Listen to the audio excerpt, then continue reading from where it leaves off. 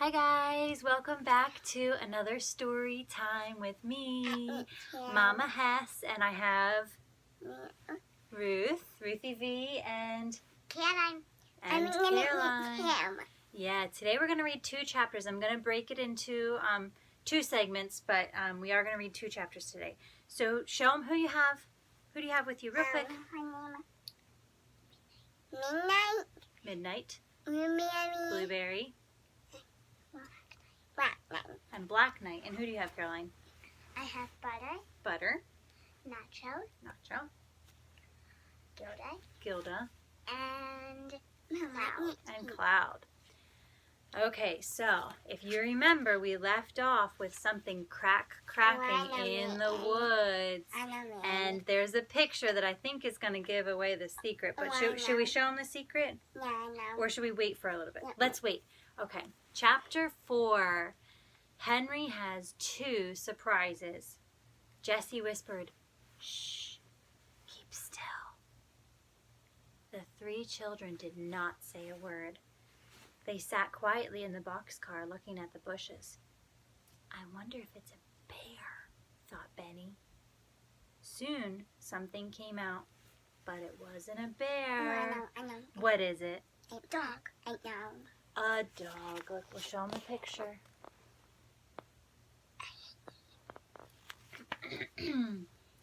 It was a dog which hopped up along on 3 legs, crying softly and holding up its front paw. "It's all right," said Jessie. "It's only a dog, but I think it's hurt." The dog looked up and saw the children, and then he wagged his tail. "Poor dog," said Jessie. "Are you lost? Come over here and let me look at your paw." The dog hopped over to the boxcar, and the 3 children got out. Jessie looked at the paw and said, "Oh dear, you poor dog. There's a big thorn in your foot." "Ooh." The dog stopped crying and looked at Jessie. "Good dog," said Jessie. "I can help you, but maybe it will hurt." The dog looked up at Jessie and wagged his tail again. "Violet," ordered Jessie, "please wet my handkerchief in the brook." Jessie sat down on the stump and took the dog in her lap. She patted him and gave him a little piece of bread. Then she began to pull out the thorn. It was a long thorn, but the dog did not make any noise. Jessie pulled and pulled, and at last the thorn came out. Violet had a wet handkerchief ready. Jessie put it around the dog's paw, and he looked up at her and wagged his tail a little. "See, there she is, taking care of him." No, hold on. "He wants to say thank you, Jessie," cried Violet. "He's a good dog not to cry." "Yes, he is," agreed Jessie. "Now I had better hold him for a while so that he will lie down and rest his leg." We can surprise Henry," remarked Benny. "Now we have a dog." "So we can," said Jessie, "but that was not my surprise. I was going to get a lot of blueberries for supper." "Can't we look for blueberries while you hold the dog?" asked Violet. "Yes, you can," said Jessie. "Look over there by the big trees." Benny and Violet ran over. "Oh, Jessie," cried Benny, "did you ever see so many blueberries? I guess 5 blueberries. No, 10 blueberries." Jessie laughed. "I guess there are more than 5 or 10, Benny," she said. "Get a clean towel and pick them into it." For a while, Jessie watched Benny and Violet picking blueberries. Most of Benny's blueberries are going into his mouth, she thought with a laugh. But maybe that's just as well. He won't be so hungry waiting for Henry to come back with the milk. She carried the dog over to the children and sat down beside them. The dog was on her lap. With her help, the towel was soon full of blueberries. "I wish we had some dishes," said Jessie. "Then we could have blueberries and milk." "Oh, never mind," said Violet. "When Henry comes, we can eat some blueberries and then take a drink of milk." When Henry came, he had some heavy bundles. He had 4 bottles of milk in a bag, a loaf of brown bread, and also some fine yellow cheese. He looked at the dog.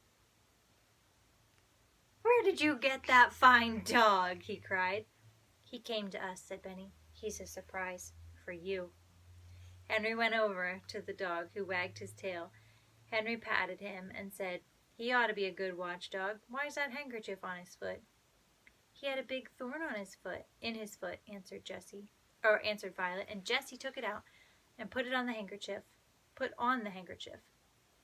It hurt him, but he didn't cry or growl. "His name is Watch," remarked Benny. "Oh, it is," said Jessie, laughing. "Watch is a good name for a watchdog."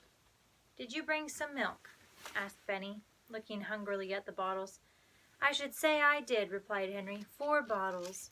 "Poor old Benny," said Jessie. "We'll have dinner now. Or is it supper?"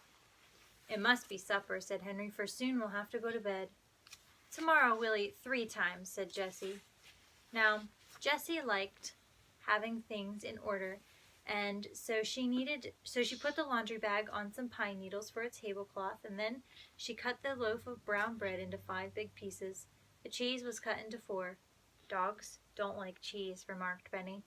The poor little boy was glad, too, for he was very hungry.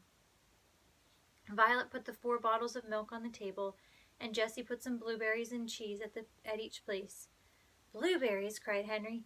"Jessie, you had 2 surprises for me." "I'm sorry we haven't any cups," Jessie said. "We'll have to drink straight out of the bottles. Now all come and sit down." So supper began. "Look, Benny," said Henry. "You take some blueberries, then eat some brown bread, then some cheese, and then take a drink of milk."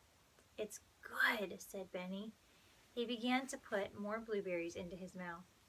The dog had supper too.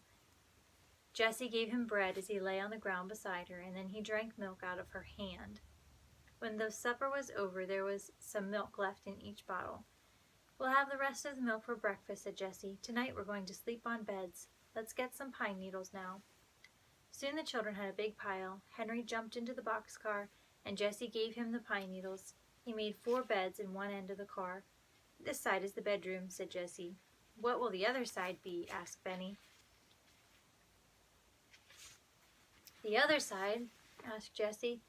"Let me think. I guess that'll be the sitting room, and maybe some of the time it will be the kitchen." Mom, what's a sitting room? A sitting room is like a living room. Oh. It's a good question. Then she said, "Come now, come and get washed." She took the cake of soap and went down to the brook. "That will be fun, Benny," said Violet. "We'll splash our paws in the brook just as the little brown bear does." She knew that Benny did not like to be washed. The children were all very hot, and so they were glad to splash in the cold water. Benny put cold water and soap on his face with the others and dried his hands on a towel. "We'll have to have a line to dry towels on," said Jessie. So she took the string out of the laundry bag and tied one end of it to a tree. The other end of the string she tied to the boxcar. This made a good clothesline. When she had washed one towel and Violet had washed the other, they hung both towels on the clothesline. "It looks like home," said Henry. "See the washing." He laughed. Jessie was thinking. "We ought to get some water to drink before we go to bed," she said. "But what shall we put it in?" "Let's put all the milk into 2 bottles," said Henry. "Then we can fill the other 2 with water." "Good," said Jessie. "You go alone to the fountain, Henry. You can hide if anyone comes along." Henry went out very quietly and soon came back with 2 bottles full of cold water. Benny drank a little, but he was almost asleep. The other children helped him into the boxcar. "Oh, I'm almost asleep too." "Oh, everybody's almost asleep." Then they all climbed in, Jessie carrying the dog. He lay down at once beside her. "It's so hot that we'll have to leave the door open," said Henry. Soon they were fast asleep, dog and all. The moon came up, but they did not see it. This was the first time in 4 days that the children could go to sleep at night, just as children should. Mama, I